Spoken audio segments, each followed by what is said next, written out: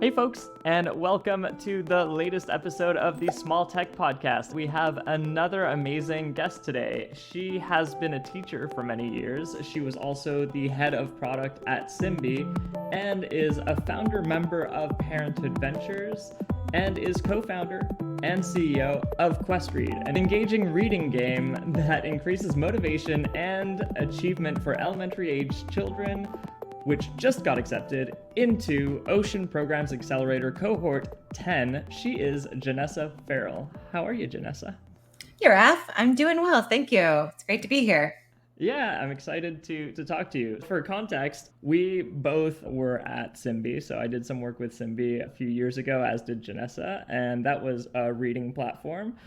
And Simbi is no more. And Janessa has gone on to build another reading platform. And so I'm curious to learn, how did you end up at Simbi? I feel like I might know a little bit about that, but not a whole lot. So what was your journey from educator, from teacher into this tech world? Yeah, it was quite the experience, actually. So I spent most of my career, about 15 years or so, teaching elementary school in various classrooms as a reading teacher in Title I schools in Chicago, especially on kids that didn't like reading and were not reading at grade level. Okay. And so when I was working with these kids, I would see all sorts of issues with them. And one of the worst issues that I saw was that they were unmotivated to read. And if you're not motivated to do something, you don't succeed in it. And the research backs this up every time. I would try everything. I would get them to record on their device and read books out loud and listen back to them. I would play little games. I would motivate them with rewards and do all these things in my classroom. And I saw that they really responded well to this. So what I decided then was, okay, I got to build an app that helps every child do this, because I can't possibly do this even for all the kids in my class. But an app could really spread and scale what I was doing, what was working well. So I decided, okay, I'm going to go learn about learning technologies and get my graduate degree. And so I applied to University of Austin, got accepted, and everything was great. And I was like, all right, I'm going to go on this journey. And then the pandemic happened, and that door closed for me for good because I was in Canada and couldn't go down there. And so I reached out to several companies that were doing the work that I wanted to learn how to do in tech. And I volunteered to work with them on the job to do an unpaid internship. And so Simbi was one of those folks. So I talked to the founders of Simbi and offered to work with them. And they accepted. And I learned on the job. I started taking night classes in product management with product school. I worked with the technical team there and learned the skills I needed to learn. And then I grew into that role and eventually became head of product there at Simbi. And so that was like a moment where I learned, okay, if you're just really focused on what you want to learn and are willing to do what it takes, then reach out to it, then you can get there. Amazing. That transition from the classroom into the tech world, what was the most surprising or weird or Well, it's really funny to think back on it right now. I'm married to a software developer too. So he was working remotely for a company at the same time. So I'd be like at my desk and I'd be like asking all these random acronyms. I'm like, what's a KPI? What are they talking about? Or like even learning how to use Slack, right? And I was like, how does this work? There's a lot of tech language that isn't common to people outside of tech. And I had to learn that all very quickly. And looking back now, it's really funny to think about the things that I just didn't even know how to do. Yeah, that's funny. So I've been watching a show we just started a couple days ago, I think called Abbott Elementary. Have you heard of it? Oh yeah, I haven't seen it yet, but I've heard it's good. Yeah, and it's just really funny to me sometimes to think about the things that, as a kid you go through school, but you don't really know what the teachers are going through. There's just such a difference in these different worlds that we all inhabit and I guess move through as we move on in our careers or change careers or whatever. I feel like Slack and AWS and KPIs are so natural to me. What's funny too is that what I learned is that having a range of skills is really important. So the things that I was learning as a teacher actually came in handy. So I led an R&D team and there was people from a lot of different backgrounds. And it was really interesting to see, I ran a weekend with that team in Vancouver a couple of years ago. And I found myself leading them through these activities that were really similar to the things that I would have been doing in my classroom, actually, and I trying to love promote it. engagement and communication and all these things. We're very well aligned, actually. Actually, literally, my next question is there anything that, like, any skills that you learned as a teacher that have helped you navigate the tech world? So, yeah. Well, the other one is really pitching. Pitching Oh, and yeah. teaching are so much alike. I'm preparing actually this morning for a pitch competition next week that I'm doing here in Atlanta. And I was thinking, I'm like, oh, this is the same way, right? I have to use expression. I have to get their attention. I have to hook them into what I'm talking about. And there's a lot of overlap, actually. More I teachers love should it. become entrepreneurs. Yep. Yep. Little side note here. I was going to ask you questions about PEI, but you're in Atlanta now? Yes. Okay. So we started the business in PEI, so Prince Edward Island for those who don't know. And then my husband's originally from Chicago, and we wanted to spend some time in the States as well. So we came down to Atlanta a few months ago to launch the app. So it was the same time as we launched the app on the App Store. And we knew that we wanted to reach a larger market and to build some really great partnerships with folks and validate some different business strategies. And so we needed to be in a larger city area to do that. And so we Hmm. moved down to Atlanta here for a while, and we're networking and learning a lot about how to sell the app here in the States too. Interesting. So, actually, one of the questions that I was going to ask you had to do with like remote work and working virtually, digitally, and all of that. But I guess if you really want to connect with people, it is practical to have like literal physical people nearby that you can connect with. Um, Yes. And yeah. and I didn't realize how important that was till I came here actually. I had Okay. been working remotely. The only tech experience I had was all remote. Yeah. And so I was always trying to network with folks through a screen. Hmm. And now it's just like the level up that I can go for networking is huge when you go to in person, because you go to events in person and people are more likable in person, I think. But you're hanging out with Yeah. them, you're having a drink, you're talking, and then they say, "Oh, do you know this person over here? Let me connect you to them." Or let's grab coffee next week, or let's see how this could work. And it becomes more tangible, I think. And I didn't realize how much business happened in person until I had the opportunity to work on business in person. Yep, that makes a lot of sense. I find networking very draining, but I find that, and so I have a tendency to just try and stick to digital things. And Mm. then I find that whenever I go to in-person things, there's so much comes out of it. And I'm like, oh, I guess it's worth the effort. It's worth the emotional effort. Yeah, we're all so different, right? I find it energizing. It inspires me. And I'm like, oh, look at these people doing great things. And I can do this too. And they can support what I'm doing. And we have this like synergy. And yeah, Yeah. we're all different. Yeah, that's so funny. Yeah, I'm kind of curious if you want to just talk about QuestRead and how things have been going. You started this about a year and a half ago, is that right? Yeah, technically we started February of 2023. Okay. Yeah, Yeah. awesome. What's the journey been like? What steps did you go through to get to where you are now? And where are you now? Yeah. So we started originally with the former CTO of Simbi and myself. So we had worked together before and had a great working relationship. And so we were both passionate about solving the problem of child illiteracy and wanted to do so with an engaging game. And so from the start, we were well aligned, had already worked together well. So we hit the ground running and started doing customer discovery with families. We wanted to Hmm. sell an app directly to families because there is a gap, and still is a gap in that market. Parents are exhausted and overwhelmed, and at the same time, their kids are failing at reading. In the States here, 70% of fourth graders can't read at grade level. And so I That's talk to parents a so lot. many times who are feeling guilty about their child's reading struggles and they don't know how to handle it. Yeah. And so that was really the motivator we had and still is the passion that lights us, because as like starting a business from scratch is a whole different ballgame than going into one that's already existing. So what we did is we started with where we still have a very lean team. And so our goal is to be as productive and efficient as possible using innovations. We leverage AI hugely to automate our processes, to help us really in every area of both the app and the work that we do on a daily basis, which allows us to continue to be a small team that actually functions as a much larger one. Amazing. Yeah. So I guess what we are now, the first year was a lot of, like I said, customer discovery, interviews. We did a pilot. We built out the first version of the iOS app, and it was released on the App Store last month. And so right now we have our first paying subscribers.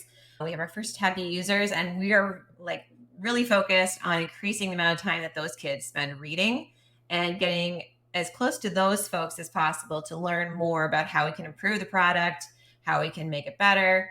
And at the same time, we're exploring a lot of different opportunities for businesses and organizations that want to support and partner with us. So that's really exciting to me because it expands our reach and the impact that we can have with the app. Amazing. Yeah, that's awesome. So I did try the app.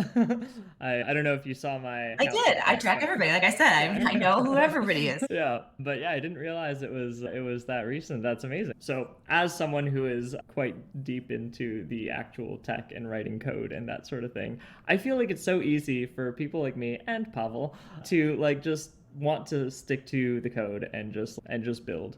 But with your role in customer discovery and building partnerships and all of that sort of stuff, I'm curious, like, how do you manage that workflow, that relationship between Pavel, who's just building and writing code and managing infrastructure and that sort of thing, and the information that you're finding, like that you're getting from parents and children and partners? Like, how do you coalesce all of those things and bring them together into a coherent product?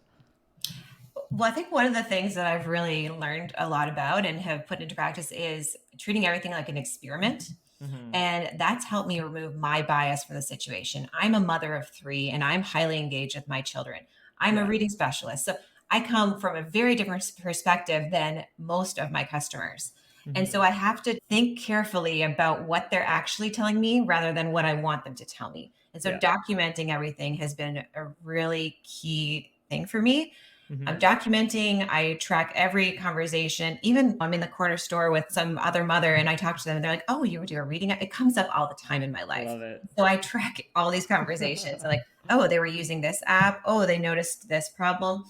And I make it seem like really natural for them. I hope it's not a weird interview thing, but I write it all down and then I look for trends. And then we use that to inform our decision. And actually following the data is important too. So we might feel really strongly that this like feature is great, but then we track the clicks on it and we're like, that doesn't lead to engagement. Our North Star is time the kids are spending reading. And that didn't do that. There's so many ideas. Everyone has a cool idea. And I have lots of ideas. Pavel has lots of ideas. All our users have ideas. But if it doesn't hit that North Star and actually move us forward and we can't justify it, then it's got to go. We're just very focused on what we're trying to do. Awesome. What's your process to test the validity of an idea before you actually go and spend time and effort building it?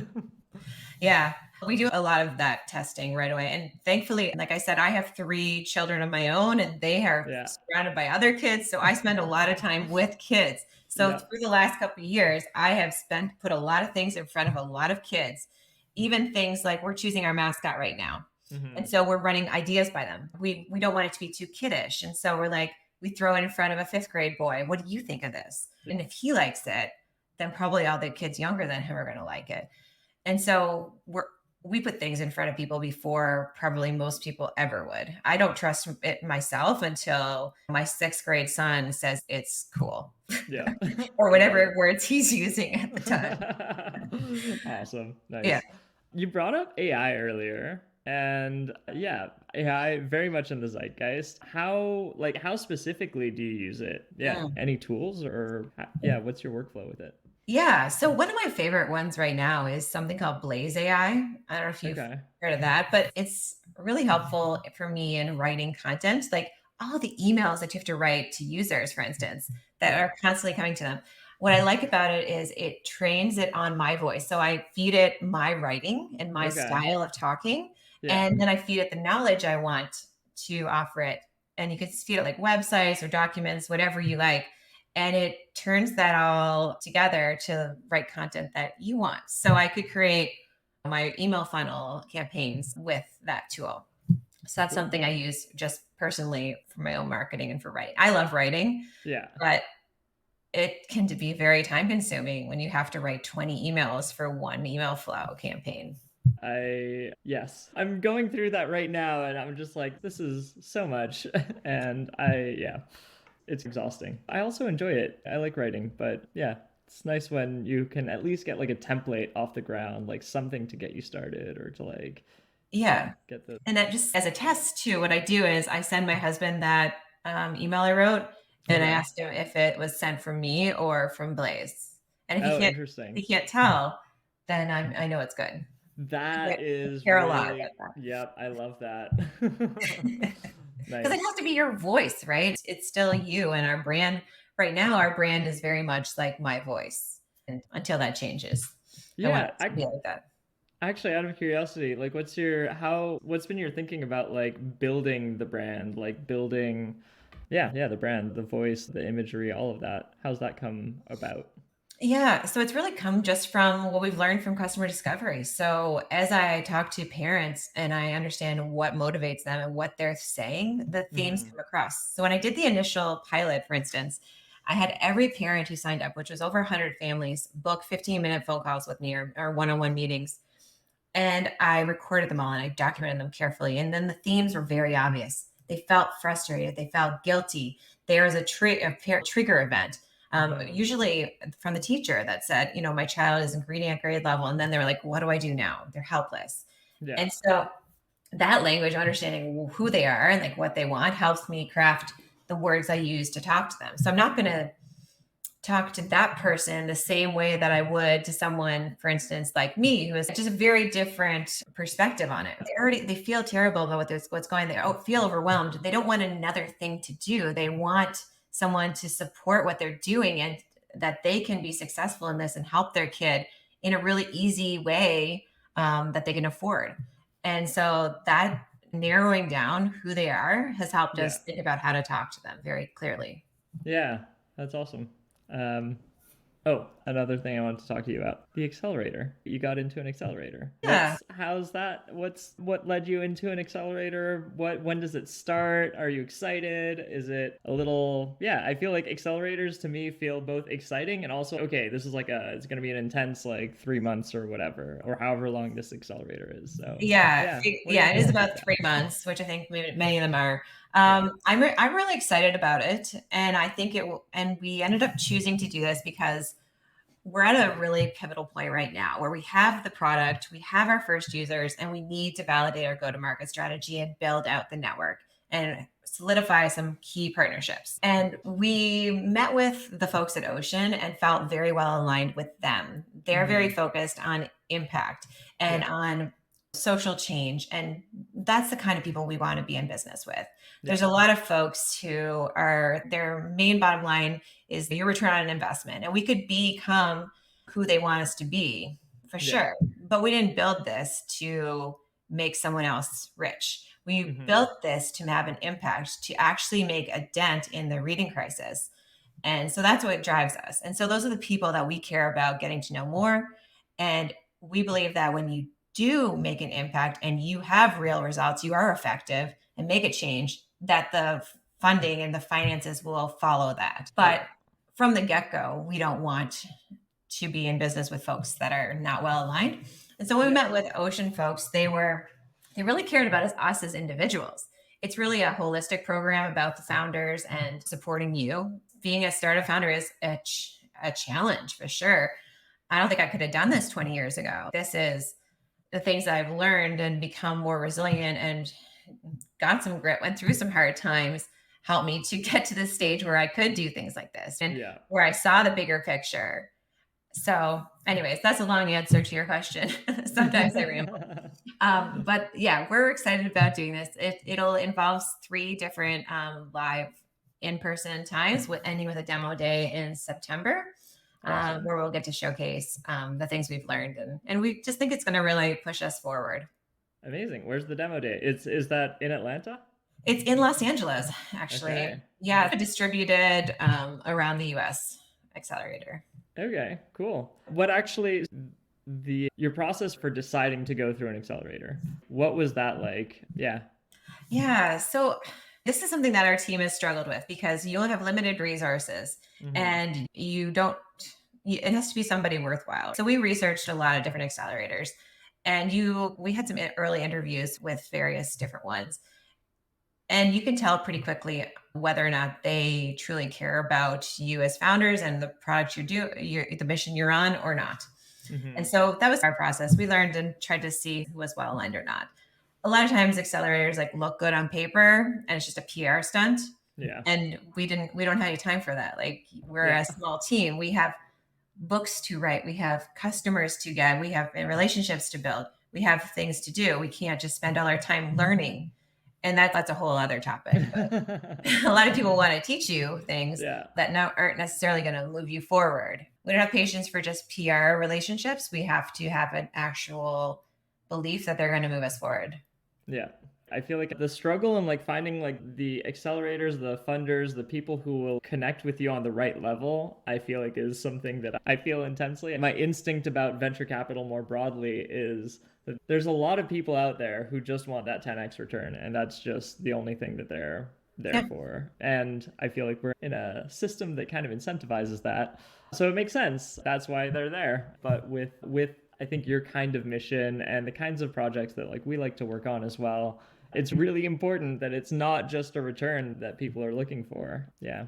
It changes the game too when you're bootstrapping, right? Yeah. We've got to be very creative about the ways we've gotten money into the business Hmm. so far. And that changes things. Then I think about last summer when I rented my house out and we lived in a camper to Yeah. raise money for it, or how hard we worked for this grant to Yeah. get these funds. And then you're like, am I going to dilute everything just to get quick money in right now? Yeah. And then have them steer the ship? Like I didn't Yeah. work this hard and come this far to give it to somebody right away. Yeah. I don't know. I Maybe think that that's makes a bad way of thinking about it, but I think and it makes a lot of sense. you think it makes a lot of sense. Yeah. There's a lot of really good people out there too. And it's worth the time to find people that care about what you're doing and value Yeah. it. Yeah, I was talking to someone recently who was talking about founder breakups, and it sounded like it was financial things and it was related to misaligned funding and other things of that nature. And I feel like it is so important that everyone actually care about what you're doing if your goal is the mission. Like there are some people who find like the goal is just to make a return. But for those who are mission driven, you have to find other people who are as well. Otherwise, it just doesn't work, right? Yeah. Really, every company needs to have some kind of a mission Yeah, or something that they're working towards. If you have a clarity in your focus, then yeah, you can have something for everyone to work towards. Otherwise, what are you doing? yeah, Oh. yeah, yep. I totally agree.